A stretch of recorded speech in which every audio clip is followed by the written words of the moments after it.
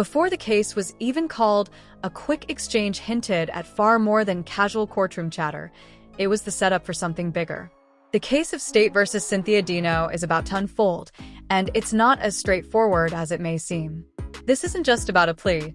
It's about power, pressure, and the legal system in motion, so keep your ears open. The court is calling 2025 CR 001146, State versus Cynthia Dino. Could I have parties announced for the record? Defendant for the state of Texas. Your Honor, Jeffrey Martinez for defendant. And are you Cynthia Dino? Yes, How do you pronounce your last name? Diana. I got it right. Counsel, have you received all discovery? Did you review it with your client? I did, Your Honor. Court will find that the state is in compliance with discovery. Did you understand the state is proceeding on the lesser included offense of assault bodily injury as a Class A misdemeanor?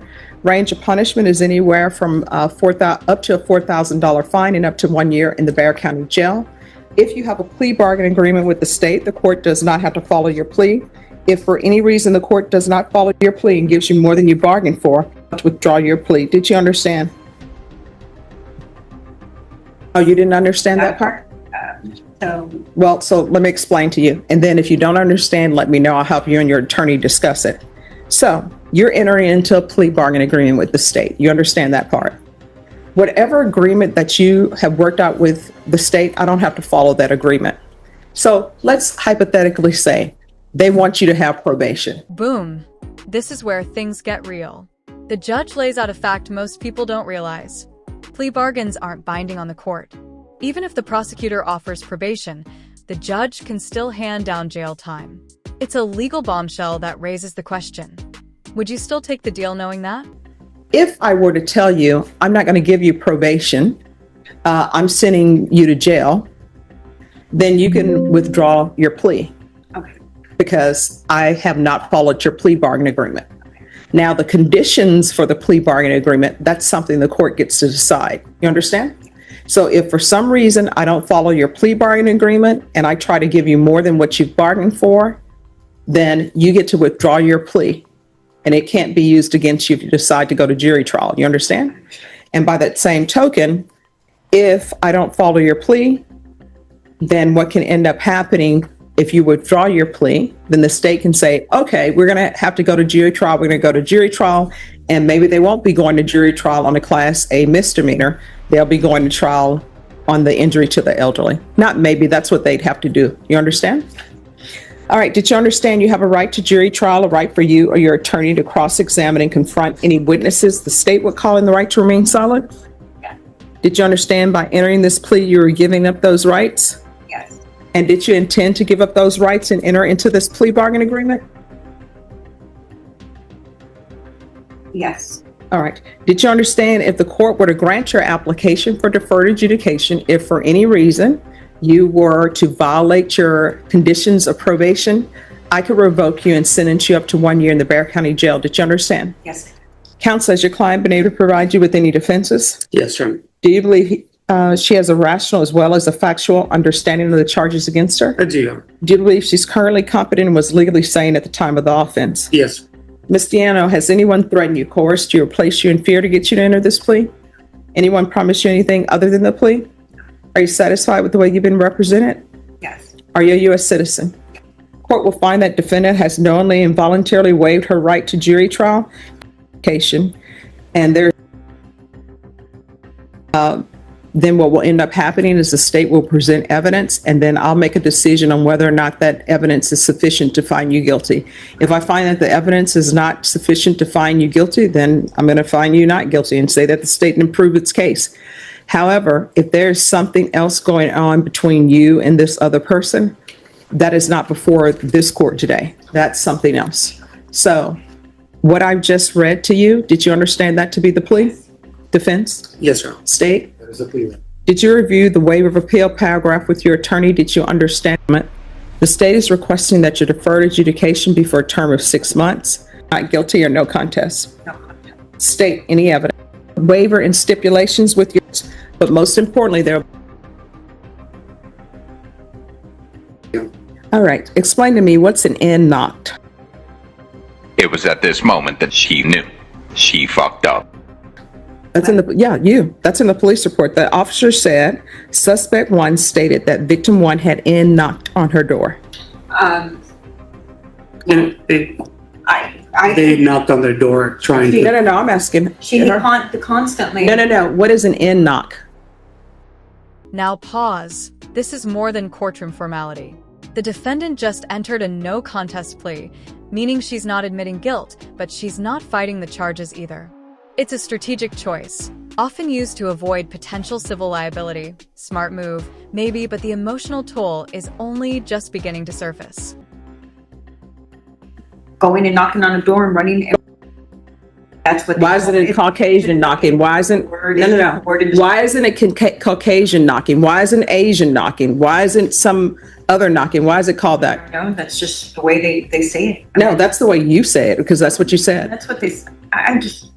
That's basically. I mean, all right. I don't know what else to tell you. No, I'm just trying to figure out why would you call. Hold up. What's an knock? That unusual slang term is about to ignite a tense, racially charged exchange. This is where the script swerves sharply into personal territory as emotion, language, and identity collide. Watch closely. How the judge handles this moment will decide whether things simmer down or boil over. It wasn't to be racist. The kids just kept knocking and knocking on my door, constantly doing that to me. They live upstairs. I did not touch this kid, and I really don't even want to sit here and plead to say that I did. Oh, you can go. We can have a jury trial. I don't want to do that because he says that's not the best thing to do. No. I just lost. Look, I lost a child. My son was 19 years old, was murdered just 2 years ago. I'm under a lot of stress already, so I'm just trying to get out of this and get it as easy as just what? I'm just stressed out enough. All right. So do you want a jury trial? No, I don't. I just want to get this over with, do the probation, and whatever I have to do. All right. So what was the race of? You asked me that question. If you knew the answer to the question, what is the race of the complainant? Hispanic. Hispanic. Everyone's Hispanic in the instance. And what do you? If I knew the answer, I don't know why you would say that. That's why I'm trying to figure out why you're saying it, because in the police report, they say you were intoxicated. So I'm trying to figure out. Intoxicated. That's what it says in the police report. It says suspect stated V had knocked on her door and she came outside to see who knocked. And victim's family came down the stairs yelling at her, accused her of hitting the victim. Suspect kept saying she did not want to tell her side of the story and tried to walk away to go inside. I detained suspect to investigate further.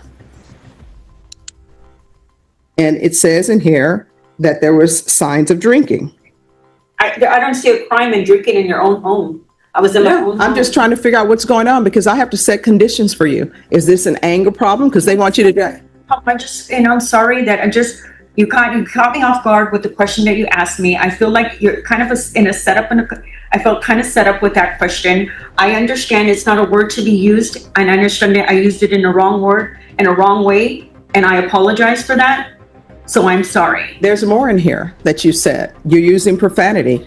I am trying to figure out, because it says suspect had a strong odor of intoxicants on her. I'm trying to figure out why the state is asking for anger management, because they're requesting that you do anger management. They're requesting that you have a TAP evaluation to see if you have a drug or alcohol problem. They're asking for sober support meetings. Sober support meetings are usually for people who have a drug or alcohol problem. I'm trying to figure out what's going on because you told me that the lady, Samantha, had, assaulted you or is still causing problems with you. So I'm trying to read the room and figure out what's going on, and I cannot. I'm leaving this apartment, so I'm already have gone into a new place to live. I'm leaving on Sunday because the lady kicked my dog the other day, and she got up in my face and stuck her finger in my face and started yelling at me. No, I don't have a drinking problem. Yes, I lost my child on February 5th, 2023. He was murdered by a best friend in a gas station in Austin, Texas. And I lost my fiance 11 days before that. He had a heart attack inside my home. I've been under a lot of stress and frustration.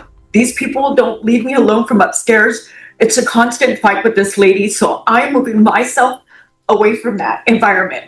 I've already lost my job because of her. that I had a job with for 6 years, working from home. And I politely went upstairs and told her, look, you know, like I work from home. All they do is they run like a herd of elephants upstairs and it basically just annoying people.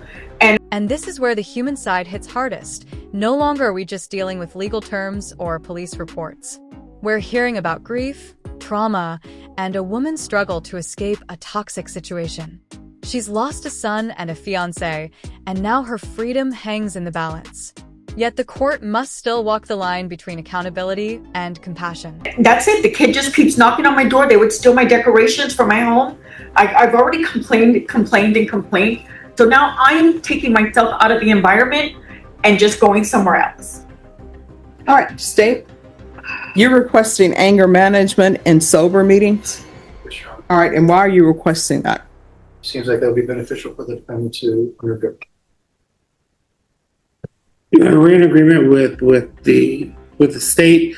We would ask to probate the fine, Your Honor. As you heard, the defendant has lost her job. She's having to have moving expenses. She's indigent and court appointed, Your Honors. At this time, we would ask to follow the plea and to waive the fine. So you're fine with anger management and sober meetings? Yes, Your Honor. Okay. There's going to be a $500 fine probated, proof of employment within 30 days, no employment as a home health care provider or with minors. There's going to be 1 year deferred adjudication, 80 hours of community service restitution. I think she needs anger management. I'm going to order anger management. Once she's completed that, then 40 of the hours will be deemed satisfied. And then I'm going to order 60 sober meetings in 60 days. TAP evaluation, that can be out of custody. Follow recommendations. There's going to be field visits 1 time per month for 6 months. Regular reporting by Zoom or in person. Regular random UAs. There's to be no contact with the following persons: Danny Ibarra, Samantha Coronado, and Brenda Espinoza. Probation, is there anything else she needs? Is there anything? So here's the final ruling, and it's far more than just probation. It's a tightly woven structure of anger management classes, sobriety meetings, evaluations, and strict no-contact orders. This isn't merely a sentence. It's surveillance, therapy, and rehabilitation wrapped into one. And yet, the question lingers. Is this truly justice? Or is it bureaucracy trying to mend a broken life with a checklist? Anything else you need from the court to be successful? Did you review the document entitled Trial Court Certification of Defendant's Rights to Appeal with your attorney? Did you understand it and did you sign it? Because it's a plea bargain agreement, because I followed your plea bargain agreement, and because you waive your right to appeal, you do not have the court's permission to appeal. Do you understand? Yeah.